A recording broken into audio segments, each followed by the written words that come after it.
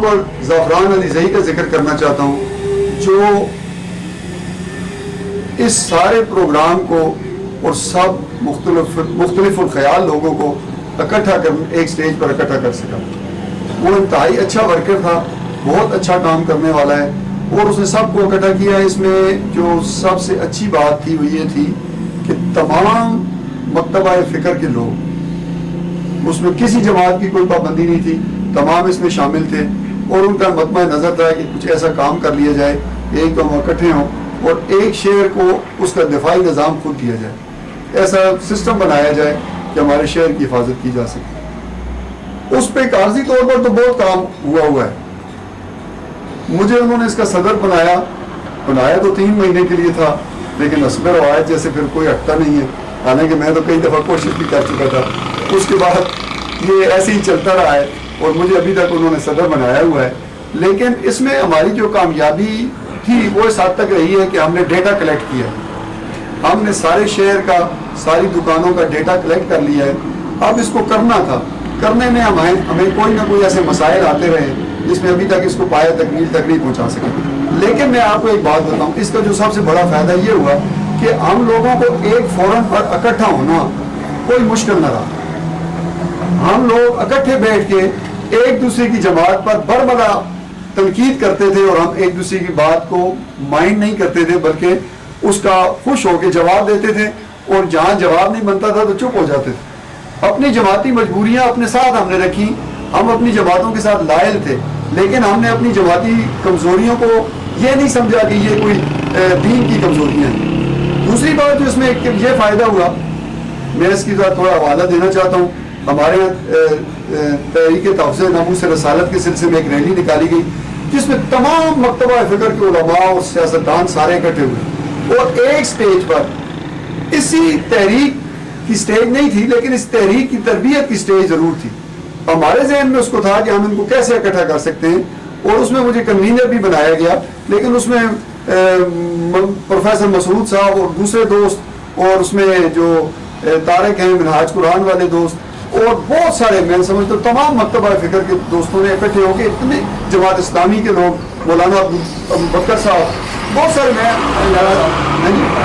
हाजी आरिफ साहब, यस जमीयत उलमा पाकिस्तान के, मैं, और मौलाना अब्दुल साहब की तरफ से और सब दोस्तों की तरफ से इंतहाई मदद हासिल थी।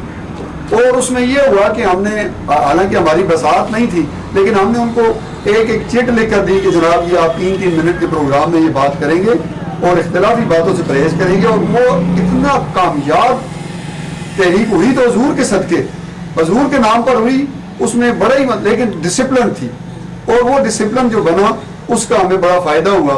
हमने उसका मतलब एक यकजहती हमारी तरफ से शो।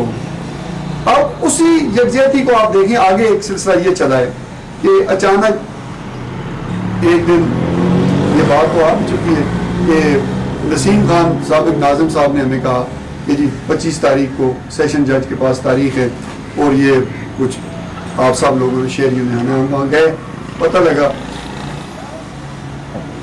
पता लगा कि एक केस था हमारी 12-13 कनाल 14 मरले ज़मीन का, जो कि हम सिविल कोर्ट में हार चुके थे, और ये मुमकिन था कि सेशन जज साहब उसको हमारे खिलाफ कर देते, क्योंकि सर्कमस्टांसेस एविडेंसेस जो थी वो तमाम उन धोखाबाजों ने, जालसाजों ने तैयार की हुई थी। अब जब हम सब लोग वहाँ इकट्ठे होके गए तो हमने सेशन जज साहब, जो इस वक्त मौजूदा सेशन जज साहब हैं, उन्होंने कमाल शफकत से हमारी बात को सुना, और उन्होंने मामले की बारीकियों को लिया, और फिर इस तरह उन्होंने हमें उसमें फरीक बनने की इजाज़त दी। अब इस तरह फरीक बनने से ये हुआ कि फिर हमने एक इजलास किया, जिस इजलास में टोटली सारे ओपोनेंट, एक दूसरे के मुखालिफ फरीक के लोग जो थे, सियासी दलों के लोग थे, वो इकट्ठे हुए। उसकी हमने एक कमेटी बनाई जिसमें नसीम खान साबिक नाज़िम, रज़ाकत खान साबिक नाज़िम, शराज खान साबिक नाज़िम, रईस डार साबिक उम्मीदवार नाज़िम, और एहसान साहब, ये 5 रुकनी कमेटी बनाई गई, जिस पे निगरान कमेटी दो अशखास की बनाई गई, जिसमें मोहम्मद खालिद खान और अफजल डार थे। अफजल डार साहब और मुझे सीनियर रखा गया कि हम रहनुमाई करेंगे और ये लोग बात करेंगे। उस दिन से इन लोगों ने इतनी एफर्ट्स की हैं कि आप हजरों की जब तारीख लिखेंगे तो इन लोगों के किरदार को फरामोश नहीं कर सकेंगे। आप ये देखिए कि इन लोगों ने चंदा इकट्ठा किया, लोगों से इलेक्शन ली और फिर वकील के साथ इन्होंने केस लड़ने के लिए फरीक बनने की कोशिश की और वो जो पार्टी है उस पार्टी के सरगना पे भी और उन पे भी FIR भी एंटी करप्शन में दर्ज करवा दी। और आज कल वो लोग पांचों बंदे जो पांचों उस कमेटी के फाल मेंबर हैं वो हर वक्त इस भाग दौड़ में होते हैं कि ये किसी तरह हमारे असासे बचा लिए जाएं। और इसमें उन्होंने एक असासा यानी जो सेंट्रल गवर्नमेंट का था, जो यहाँ पुराना एक्साइज का दफ्तर होता था, जिसको उन्होंने कब्जा ग्रुप ने लेकर बेच भी दिया था, उसका भी कब्जा उन्होंने उसका भी कब्जा अब अभी भी सेंट्रल गवर्नमेंट के पास है और उसके लिए वो उन्होंने कमेटी ने पूरा किरदार अदा किया है और उस केस को भी कमेटी से उसमें अदालत में लड़ रही है। तो ये जो एक सिलसिला तहरीक अमन से शुरू हुआ, इकट्ठा और आमांगी का और बैठने का और मिल बैठने के फवायद का, अगरचे देखें ना किसी बात का रिजल्ट फौरी तौर पर नहीं निकलता। आज जो बात किसी अच्छे के लिए आप इकट्ठे होते हैं, कल उसका रिजल्ट नहीं होता, लेकिन अच्छे के लिए इकट्ठा होना जो है ना वो बहुत बड़ी बात है कि उस इकट्ठे होने को लेके चल पड़े आप, नताइज आपको अल्लाह देगा। और इसमें सबका इखलास है।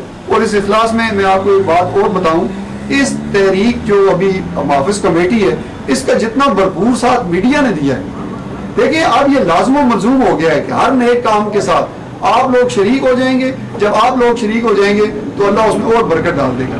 इतना भरपूर साथ मीडिया ने दिया है कि अब हर गली कूचे में यह बात गश्त कर रही है और पता है, और नॉमिनेट भी कई लोग हो चुके हैं जो इन कब्जा ग्रुपों के पीछे हैं, और सियासतदान भी कमेटी के हक में बयान दे रहे हैं जो हो सकता है दिली तौर पर उनके सपोर्टर भी हों।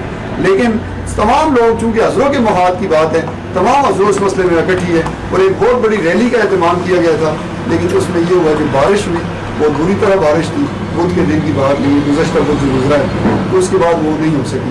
तो मैं समझता हूँ कि ये तहरीक अमन अभी फिर इस नहज पर आ रही है। मुबारक खान एडवोकेट साहब हमारे फ़ाल रुकन है इसके, उन्होंने भी ये कहा है। मुबारक खान, इसके अलावा नसीर खान जदूर, डॉक्टर नईम साहब, हाजी आरिफ साहब, औरंगजेब खान, पठान कॉलोनी, डॉक्टर अशरफ भट्ट साहब, शिराज खान और बेशुमार एक, अगर आप मेंबरशिप देखें तो हमारे पास सैकड़ों की तादाद में मेंबरशिप मिलती है। और अगर देखें दुकानदारों की तो वो हमारे पास तकरीबन 4000 मंद। तो इन सब के साथ मिल के मीडिया ने इस बात को हर कोने कोने में पहुंचाया है और हम आपके बहुत मशकूर हैं कि आपने हमें ये मौका दिया है कि हम हजरों के बारे में आपसे बात कर सकें। सर, आप कोई मैसेज देना चाहें नौजवान नस्ल के लिए, स्पेशल जो चर्च के लोग हैं? नौजवान नस्ल के लिए जनाब एक ही मैसेज है कि अपने वोट का इस्तेमाल, अपने ये ज़बानी बात नहीं है कि वोट का इस्तेमाल ज़मीर के मुताबिक करें, वोट का इस्तेमाल ज़बानी ज़मीर के मुताबिक न करें। वोट का इस्तेमाल करते हुए आप अपने मेंबर्स को ये देखें कि उनकी कारकर्दगी क्या है, उन्होंने आपके लिए किया क्या है, आपको अवेलेबल कितने हैं। आप बिरादरियों में बैठ के वोट मत दें, अपने बड़ों के कहने पे बैठ के वोट मत दें। आप इनकलाब लाएं और ये इनकलाब आप लोगों ने लाना है। हमारी नस्ल, मैं समझता हूँ सियासी तौर पर हमारी नस्ल नाकाम हो चुकी है। कायद आज़म साहब के बाद हमारे पास इस नस्ल ने कोई ऐसा लीडर पैदा नहीं किया। हमारे पास मसला क्या है, लीडर का मसला है। एक अगर शख्स पैदा हो गया तो सारी उसमें तब्दीली आ सकती है, लेकिन हमारे यहाँ तब्दीली नहीं आ रही। अब ये नौजवान नस्ल से ही तब्दीली आएगी। तो मेरा तुमको ये पैगाम है कि जब भी वोट का इस्तेमाल करें अपनी अहलियत और अपनी सोच के मुताबिक फाइनल करें कि हमने किसको वोट देना है और उस वोट का इस्तेमाल आगे उस बंदे ने जाके क्या करना है। सर, आखिर में मैं अपनी जानिब से, राशिद अली साहब की जानिब से, निसार अली खान साहब की जानिब से और नुमान अहमद खान की जानिब से आपका एक मरतबा फिर शुक्रगुजार हूँ कि आपने अपना कीमती वक्त दिया और myatxbt.com के विजिटर्स की ख्वाहिश पर आपने हमें तफसीली इंटरव्यू दिया। आपको बहुत बहुत शुक्रिया।